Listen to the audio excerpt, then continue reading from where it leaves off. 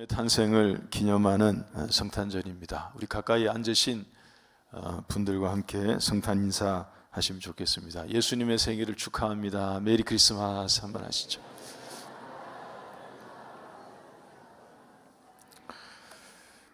여러분 혹시 여러분들 중에 오늘 혹시 생일 있으십니까? 오늘 생일이다. 12월 25일. 계시네요. 이번 주 중에 생일이신 분 계십니까? 지금 이번 주 중에. 예. 여러분 계시네요. 뭐 준비된 선물은 없습니다만 생일 맞으신 것 진심으로 축하를 드립니다. 여러분 생일은 우리 모두에게 다 기쁜 날이죠. 우리에게 슬픈 생일 뭐 이런 것은 실은 아니고 없을 것입니다. 사람마다 기념일이 조금씩은 다 다르겠습니다만 그래도 보통 생일은 말하지 않아도 실은 내심 기다려지죠. 그리고 마음에 기대감이 있고 또 괜히 행복하고 즐거운 날일 것입니다. 당사자에게도 그렇고요. 그리고 친밀한 관계에 있는 가까운 사람들도 실은 다 축하해주는 그런 좋은 날이 맞죠. 우리가 오늘 이 성탄절인데요. 이 성탄절도 우리가 예수님의 생일을 기념하면서 이렇게 같이 모여서 축하하기 위해서 예배를 함께 모여서 이렇게 드리고 있습니다. 하지만 우리가 내용을 알진데 이 자리에 계신 우리 대부분은 이 예수님의 탄생을 기념하는 이 예수님의 생일에 관한 내용을 알진데 이 생일이 다른 생일과는 실은 사뭇 다른, 소위 말해 말씀드린 것처럼 이 슬픈 생일이라고 할까요? 그런 의미를 실은 가지고 있는 그런 날입니다. 왜냐하면 예수님은 이 땅에 나실 때 이미 일종의 뭐라 할까요? 사망 선고를 받은 채로 나셨기 때문입니다. 다른 말로 하면 이런 거죠. 당신은 사랑받기 위해 태어나신 뭐 이런 가사가 아니고요. 여기 해당되지 않고 죽임을 당하기 위해서, 그러니까 죽기 위해서 태어나신 것입니다. 그래서 생일은 생일인데 죽음을 위한 그런 태어남이었으니까 역설적이죠. 비극이 담긴 그런 슬픈 생일이 실은 아닐 수가 없습니다. 더군다나 하나님은 그런 계획을 아주 오래전부터 세우고 계셨고 또 그것을 사람들에게 알려주셨습니다. 그러니까 예수님 자신도 그게 그렇다는 것을 알고 오셨고요. 그리고 하나님은 웬만한 사람들은 다 알 수 있도록 처음부터 알게 하셨습니다. 창세기의 말씀이죠. 뱀의 후손이 여자의 후손의 발꿈치를, 그러니까 여자의 후손이 뱀의 후손에 의해서 발꿈치를 상하게 될 거라고 하시면서 남자로 말미암지 않고요, 남자의 씨로 말미암지 않고 오직 성령으로 말미암아, 그래서 오롯이 여자의 후손으로 오신 그 예수님의 탄생이 실은 고통과 희생을 위한 것임을 처음부터 하나님은 계획해 놓으셨던 것입니다. 여러분, 오늘 이 말씀인 이사야는 구약의 선지자들 중에서 메시아에 관한 예언을 누구보다 많이 받았던 인물입니다. 특히 어떤 예언이 특징적으로 반복해서 나오는가 하면 한 아기에 대한 예언을 특징적으로 많이 주셨어요. 이사야에서는. 우리 몇 군데를 한번 보십시다. 이사야 7장 14절에서 17절의 말씀을 한번 보십니다. 이사야 7장 14절에서 17절 보시면 하나님께서 이렇게 말씀을 하셔요. 한 징조를 너에게 주신다라고 하시면서 임마누엘이라고 불리어질 한 아기를 이미 구약에서 처녀가 잉태하여 처녀가 그 아들을 낳게 될 것이다 하는 굉장히 기이한 상식을 벗어난 이런 예언을 주셨습니다. 그러니까 한 아기에 대한 징조의 말씀이죠. 그리고 또 한 번 아기를 낳게 될 거다 하는 말씀을 이어서 주십니다. 이사야 8장 1절에서 4절 말씀을 보십시오. 여러분, 이 말씀도 보면 이번에는 하나님이 이사야가 직접 낳게 될 아들의 이름을 얘기를 해 주십니다. 8장 1절을 보니까 여호와께서 내게 이르시되 너는 큰 석판을 가지고 그 위에 통용 문자로, 이들이 통용하던 문자는 아람어입니다. 통용 문자로 마헬살랄 하스바스라는 이 단어를 쓰라고 하고 이게 이름이라고 얘기를 주신 것입니다. 그러니까 이것도 하나의 징조이죠. 그러니까 이사야가 아들을 낳게 되었을 때 3절 말씀을 보면 하나님은 그 아들의 이름을 알려주신 그대로 마헬살랄 하스바스라고 부르라고 했습니다. 여러분, 이 이름의 뜻이 뭐냐 하면 이런 뜻입니다. 전리품을 굉장히 빠른 속도로, 노량물을 굉장히 빠른 속도로 빼앗는, 그러니까 그것을 위해서 신속하게 임한다, 온다, 뭐 이런 뜻을 가지고 있습니다. 다시 말해서 이 아들 마헬살랄 하스바스가 보여주는 하나님이 주시는 징조는 명확합니다. 죄에 대한 하나님의 진노와 심판을 뜻하는 그런 것이었습니다. 여러분, 이 둘의 이름, 제가 지금 방금 전에 소개해드린 이 두 개의 이름, 임마누엘과 마헬살랄 하스바스, 이 두 개의 이름은 전혀 다른 것입니다. 이 두 개의 이름의 뜻이 전혀 다른 것이지만 이 둘을 통해서 하나님이 주시는 하나님의 징조와 계시의 말씀은 이 두 개가 똑같은 그런 것이었습니다. 임마누엘이라고 하는 것은 이 구약시대 유대인들의 마음에는 하나님에 대한 비전과 같은 거예요. 하나님이 우리와 함께 하실 거야 하는 염원, 그 다음에 소망, 하나님께서 우리에게 이렇게 해 주실 거야 라는 그런 기대가 반영이 된 굉장히 좋은 뜻이죠. 하나님이 우리와 함께 계신다 하는 것이기 때문에 굉장히 좋은 뜻입니다. 근데 하나님께서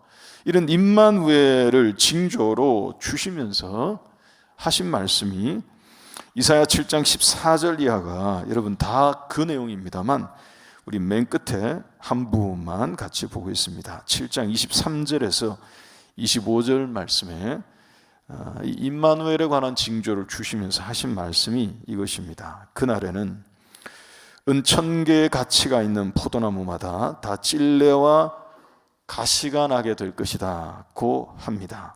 나무만 그런 것이 아니고요, 24절에 보니까 온 땅에 찔레와 가시가 있으므로 화살과 활을 가지고 그리로 가라고 하십니다. 이게 좋은 그림이 아니죠. 그뿐 아니라 25절 보니까 보습으로 밭을 갈던 산에도 다 찔레와 가시가 나서 사람들이 두려움을 느끼고 그리로 가지 못하고 그곳은 짐승이 밟는 그런 황폐한 땅이 될 것이다 라고 한 것입니다. 여러분, 이사야가 여러분 모르긴 몰라도 처음에는 헷갈렸을 것입니다. 이사야가. 그러니까 임마누엘이라고 하는 것은 방금 전에 설명을 드린 것처럼 이게 굉장히 좋은 그런 뜻입니다. 하나님이 우리와 함께 계실 거야 라는 이게 비전이고 이들의 마음의 희망이고 이게 붙드는 소망이고 굉장히 특별한 그런 표현이죠.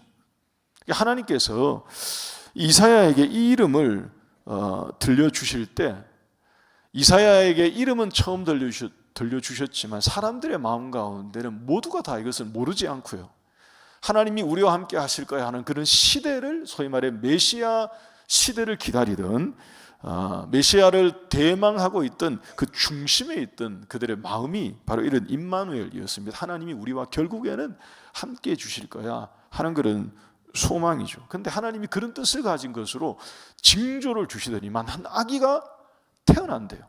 그리고 임마누엘이라고 하게 될 거라고 하시면서 약속한 말씀이 뭐냐 하면 찔레와 가시가 모든 나무와 땅과 산들마다 가득할 것이라고 말씀한 것입니다. 그리고 이어서 보여주신 것이 마헬살랄 하스바스를 통해서 죄에 대한 하나님의 심판을 뜻하는 그것으로 또 한 번의 징조를 보여주셨으니, 여러분들이 들으실 때 이 내용이 성탄절에 묵상하기에는 너무 깊이가 있는, 좀 어렵다고 들려질지 모르겠지만, 여러분, 이 하나님의 징조에는 오늘 우리의 이 본문 이사야 9장으로 넘어올 때 심오한 것을 실은 하나님이 담고 있습니다. 하나님이 한 아기에 대한 예언의 말씀, 징조의 말씀을 통해서 주신 것은 다른 게 아니고 이런 것입니다. 이들이 처해 있던, 이들이 당해 있던 고통, 그 다음에 비극적인 상황, 그들의 죄에 대한 하나님의 진노와 심판, 이런 게 고스란히 그들 가운데에 실은 있는 것입니다. 하나님의 심판이 온 땅에 실은 자욱하여서 찔레와 가시로 소위 말해 뒤덮여져 있는, 여러분, 그 한 가운데, 그런 상황 가운데, 그런 처지 가운데, 그런 형편 가운데 하나님이 징조로 약속하신 것이 뭐냐 하면 그 가운데에 한 아기를, 한 아들을 보내어 주신다 하는 약속이었습니다. 여러분, 오늘 이 본문인 이사야 9장의 말씀은 7장과 8장에서 베일에 가려져 있던 이 한 아기를 주시겠다고 약속하신 하나님의 이 징조가 대체 무엇을 말하는 것일까 하는 것을 9장에 오면 하나님이 이사야에게 명확하게 보여주십니다. 여러분, 1절을 한번 보십시오. 9장 1절 말씀을 한번 보십시오. 전에 고통을 받던 자들에게 흑암을 거두어 주신다고 하십니다. 이전에는 멸망을 당하던 그 땅이 앞으로 이후에는 영화롭게 될 거라고 하십니다. 8장까지 하나님께서 말씀해 주신 이 내용은 실은 다 흑암에 관한 거였어요. 보여주신 징조는 임마누엘이고 마헬살랄 하스바스고, 하나님께서 한 아기를, 한 생명을, 한 아들을 주시겠다 하는 징조였음에도 불구하고 이들이 처한 것은 굉장히 비극적인 그런 흑암의 상태에 있었습니다. 8장 22절 말씀 한번 보십시다. 8장 22절 말씀 보시면 딱 이런 상황이에요. 땅을 굽어보아도 환난과 흑암과 고통의 흑암뿐이리니 그들이 심한 흑암 가운데로 쫓겨 들어가리라. 이랬던 거예요.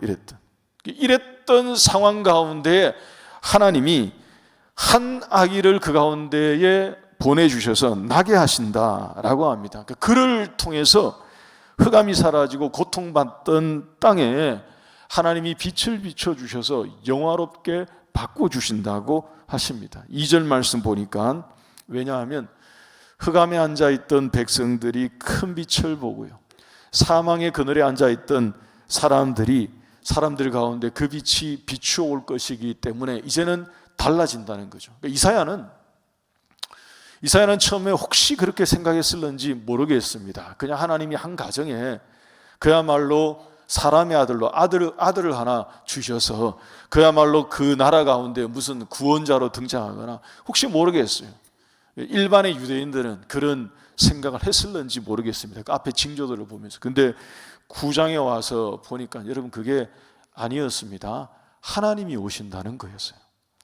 9장 6절의 말씀에 전능하신 하나님이라고 말하죠. 그 한 아기가.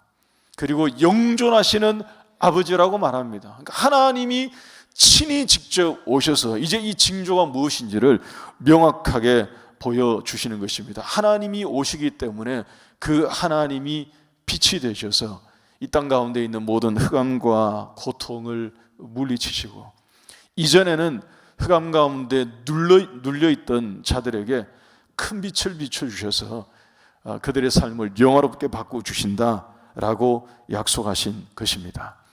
여러분, 오늘 새벽에 성탄 촛불 새벽 예배 때 말씀드렸죠.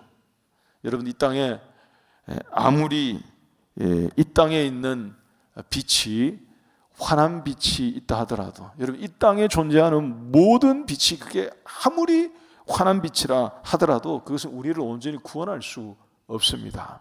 여러분, 그것은 우리를 결국에 살려낼 수 없어요. 태양이라도 그늘로 들어가면 효력을 상실하지 않습니까? 그러니까 이 땅에 만들어진 모든 빛은 아니에요. 오늘 말씀에 말씀하시는, 약속하시는 바로 이 빛이 바로 그 빛입니다. 하나님께서 친히 우리 가운데 빛으로 오셔서, 그냥 그 가정의 한 아기가 아니고요, 한 아들이 아니고 하나님이 친히 오셔서 이 땅 가운데 흑암을 걷어내시고, 그리고 그늘에 앉아있던 눌려있던 자들을 자유케 해주시는 하나님의 놀라운 은혜가 예수님의 탄생으로 말미암아 이 땅 가운데 선포된 것입니다. 여러분, 혹시 이 성탄절 예배에 나오신 여러분들 중에서 우리의 개인적인 상황이 캄캄한 소식이 혹시 있으십니까? 어둡고 암울한 그런 상황에 놓여져 있는 분이 계십니까? 주중에 소식 들을 때는 또 암 판정이 사기 말기로 나왔습니다 하는 소식도 이번 주중에 듣기도 들었습니다만, 여러분들 가운데 혹시 이 8장 22절에 우리에게 보여주신 것처럼 땅을 둘러보아도, 그러니까 주변을 이렇게 둘러볼 때에 여러분, 이 표현이 참 적나라하죠. 환난과 흑암과 고통뿐인 그런 현실, 그런 현실에 혹시 놓여져 있다 하더라도 한 아들을 우리에게 보내주신 하나님의 은혜가 우리의 모든 어둡고 그늘진 우리의 마음과 형편과 처지를 밝고 영화롭게 바꾸어 주실 것을 믿으시기를 바랍니다. 여러분, 7절 하반절 말씀 한번 보십시오. 오늘 보면 7절 하반절 보니까 만군의 여호와의 무엇이 열심히 이것을 이루실 것이다라고 약속하십니다. 믿으십니까, 여러분? 만군의 하나님의 열심히 이 약속을 반드시 이루어 주시겠다고 약속하십니다. 여러분, 여기에 말하는 이 열심은 이런 열심은 아니에요. 우리 흔히 말할 때 열심히 삽시다, 열심히 어떤 일을 합시다, 그럴 때의 열심을 얘기하는 게 아니에요. 하나님이 지금 여기서 약속하신 만군의 여호와의 열심히 이 모든 약속을 반드시 이루어 주시겠다고 하실 때, 이 열심은 부사나 형용사 같은 열심 있는 이런 유의 열심을 얘기하는 게 실은 아닙니다. 여러분, 그런 유의 열심은 대체로 작심삼일로 끝날 수도 있지 않습니까? 근데 하나님이 여기에 말씀하신 열심은 이런 것입니다. 에스겔 39장 25절, 열왕기하 19장 31절, 이런 본문들, 오늘 이사야 본문 포함해서 여러분 이 구절을 보시면 이게 하나님의 열심이에요. 하나님이 무엇인가를 틀림없이 무엇인가를 약속하신 그대로 반드시 이루시겠다 하는 신적인 의지를 드러낼 때 사용한 것이 하나님의 이 열심입니다. 이 뜻이 뭐냐 하면 질투를 뜻하는 것입니다. 질투. 다시 한번 말씀드립니다. 하나님의 열심이라고 나올 때 성경에서 이것은 우리가 열심히 살겠습니다 할 때 그런 열심이 아니고요, 하나님의 질투를 뜻하는 거예요. 민수기 25장 11절 말씀 한번 보면 이런 내용이 있습니다. 출애굽에서 나왔던 그 광야에 있었던 일이죠. 모세를 따라서 움직였던 이 출애굽 백성들이 광야에서 바알 부호를 섬기는 그런 사건이 일어났습니다. 하나님이 극대노하셨어요. 그래서 이들을 애굽에서 불러냈지만 멸하시겠다라고 하나님의 진노가 이만저만하지 않습니다. 그것을 제사장 엘르아살의 아들 비느하스가 감지를 했습니다. 하나님의 진노가 심상치 않다는 것을 이 사람이 깨닫고 하나님이 움직이시기 전에 이 제사장 엘르아살의 아들이 먼저 창을 꺼내든 것입니다. 그래서 하나님의 진노가 임하면 우리 모두가 다 멸절할 수 있으니까 이 사람이 책임을 가지고 창을 들고 일어나서 회중 가운데에 있던 그 바알 부호를 섬기던 죄에 관여된 사람들을 다 단죄한 것입니다. 그러니까 먼저 소위 말해 손을 쓴 거죠. 하나님께서 그때 하신 말씀이 바로 이 민수기 25장 11절 말씀입니다. 제가 한번 읽어드리겠습니다. 제사장 아론의 손자 엘르아살의 아들 비느하스가 내 질투심으로 질투하여 이스라엘 자손 중에서 내 노를 돌이켜서 내 질투심으로 그들을 소멸하지 않게 하셨도다. 여러분, 여기서 말한 하나님의 질투심이 하나님의 열심을 말합니다. 그래서 다른 성경에 표현이 있죠. 하나님은 질투하시는 하나님이라고 표현되어 있습니다. 이 얘기는 누구도 뭐 할 수 없다? 막을 수 없다는 것입니다. 하나님의 이 마음, 하나님의 계획, 하나님의 뜻, 하나님의 약속, 하나님의 말씀, 하나님이 세우신 이 작정, 이 모든 것을 그 어떤 힘으로도 그 누구도 이것을 막아낼 수 없고 하나님이 말씀하신 대로 반드시 이루신다 하는 표현이 이 만군의 여호와의 열심인 것입니다. 여러분, 하나님께서 바로 이 열심으로 하나님 자신을 육신의 몸으로 이 땅 가운데 친히 내려오신 것입니다. 믿으십니까, 여러분? 하나님이 이러한 열심을 가지고 그 약속을 반드시 그대로 이루시기 위해서 하나님 자신이 이 땅 가운데 육신이 되셔서 친히 내려오신 것입니다. 이 만군의 여호와의 열심히 이것을 이루신다는 것에는 이런 것이죠. 여러분, 그뿐 아니고요. 하나님의 이 열심에는 무엇까지 포함되어 있느냐? 이런 것도 포함되어 있습니다. 하나님이 한 아기를 이렇게 나게 하신다고 하시면서 그 한 아기를 내어주시는 것까지 실은 이 열심 안에는 포함되어 있습니다. 우리 6절 상반절 말씀, 이사야 9장 6절 상반절 말씀 다시 한번 보십시오. 이렇게 표현하고 있습니다. 여러분, 주목하여 보시기 바랍니다. 이는 한 아기가 우리에게 낳고 그리고 한 아들을 우리에게 뭐 하신 바? 주신 바 되었다고 하시죠. 여러분, 여기에서 주신 바 되었다는 이 표현, 성경에서 특별한 표현에 해당합니다. 사도 바울은 이것을 정확하게 묵상했고요. 그리고 그가 기록한 로마서 말씀에 이게 어떤 의미인지를 증언하고 있습니다. 로마서 8장 31절과 32절 말씀 우리 같이 한번 읽겠습니다. 우리 모두 같이 읽습니다. 시작. 그런즉 이 일에 대하여 우리가 무슨 말하리요? 만일 하나님이 우리를 위하시면 누가 우리를 대적하리요? 자기 아들을 아끼지 아니하시고 우리 모든 사람을 위하여 내어주신 이가 어찌 그 아들과 함께 모든 것을 우리에게 주시지 아니하겠느냐? 여러분, 이게 하나님의 열심인 것입니다. 이게 하나님의 열심이에요. 하나님이 어느 정도로 열심이냐?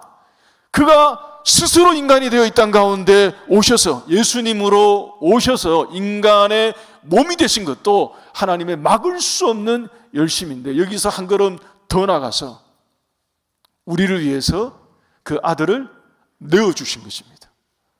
한 아기가 나셨고 끝나지 않고요. 이사야의 예언의 말씀이 한 아기가 낳고 그리고 그 아들을 우리에게 뭐한 바? 주신 바 되었대요. 사도 바울은 여기에 하나님의 심오한 뜻이 있구나 하는 것을 깨달았던 것입니다. 자기의 아들을 아끼지 않고 우리를 위해서 내어주신 하나님의 이 열심, 누구도 막을 수 없다는 것입니다. 누가 하나님이 위하시는데 이 하나님의 열심을 막을 수 있겠느냐라고 증언한 거죠. 여러분, 이사야는 이사야 7장, 8장, 9장에서는 이렇게 징조를 점점 더 명확하게 예언하다가 이제 뒤에 우리 모두가 다 알고 있습니다. 이사야 53장에 가면 우리에게 그 아들을 주셨다는 것이 어떤 방법으로 무엇으로 우리에게 주셨는지 그는 53장에 알려주고 있죠. 이사야 53장 4절 6절 말씀 제가 한번 읽어드리겠습니다. 그가 찔림은 우리의 허물 때문이고 그가 상함은 우리의 죄악 때문이고, 이게 우리에게 내어주신다는 표현이에요. 그가 징계를 받음으로 우리가 괜찮아지고요, 그가 채찍에 맞음으로 우리가 나음을 입었다는 거예요. 그러니까 하나님이 이렇게 내어주셨다는 것입니다. 하나님이 우리에게 그 아들을 내어주셨다는 것이 바로 이런 것이죠. 그러니까 한 아들을 우리에게 주시겠다는 하나님의 이 징조가 이사야 말씀 안에서 결국에 무엇을 의미했는지 확연하게 드러난 것입니다. 여러분, 오늘이 어떤 날입니까? 예수님이 바로 이 일을 위해서 이 땅 가운데 오신 날입니다. 여러분, 날짜로는 우리가 다 알고 있죠. 12월 25일 이 계절, 이 날짜가 아닌 거 우리 이제는 다 알고 있습니다. 우리는 이 생일을 기념하고 있습니다. 기념. 하나님께서 우리에게 그 예수님을 하나님의 그 열심으로 보내주셔서 우리를 위해 이 모든 구원 역사를 이루시기 위해서 예수님 보내주셨고 내어주셨고, 근원적인 흑암과 죄의 고통으로부터 우리를 자유케 하시고 하나님의 나라로 옮겨주신 것입니다. 여러분, 이러한 은혜를 오늘 성탄절 맞이하여서 하나님 앞에 감사하고 또 찬양하고 영광을 올려드리는 우리 하늘교회 모든 성도들이 다 되시기를 주의 이름으로 축원합니다. 우리 같이 찬양하겠습니다.